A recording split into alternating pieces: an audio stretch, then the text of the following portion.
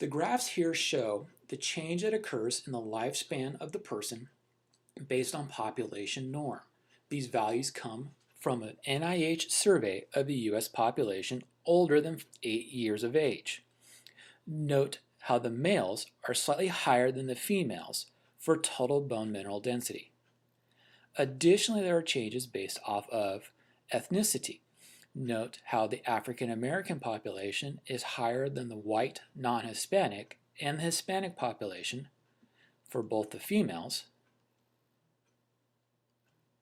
as well as the males, indicating that there appears to be genetic and hormonal impact due to the ethnicity and gender of the individual.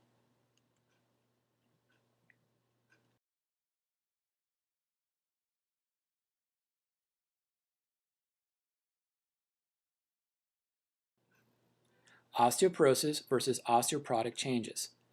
The difference here is based off of the normally maximal bone mineral density laid down to adult levels between 10 years of age and 22 years of age, leading to a maximal bone mineral density throughout the 4th decade of life.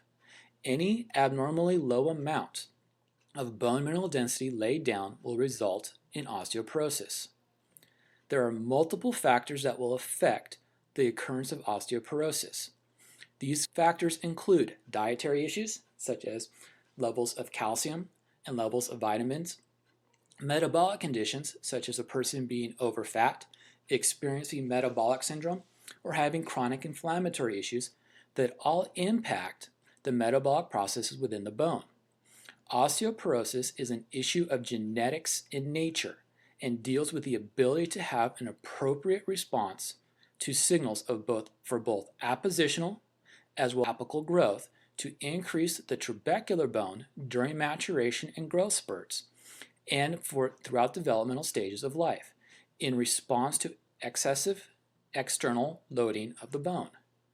An osteoporotic change can occur in the post-growth phase of the bone when there is not enough load to support maintaining bone mineral density, where the rate of reabsorption is greater than the rate of mineralization during the normal bone turnover process.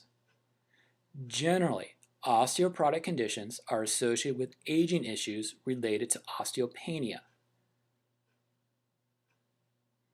Because of the underlying physiological issues, osteoporosis is neither preventable nor is it reversible, as the issue lies in being able to produce enough bone mineral density within the bone itself, while osteoporotic changes are associated with the reduced loading and eventual death of the bone cells itself. Thus, it is preventable and possibly reversible, unlike osteoporosis, based off the concepts of Wolff's Law and the said principle. Remember, the rate of loss is directly proportional to the amount of bone mineral density at the point of initial loss.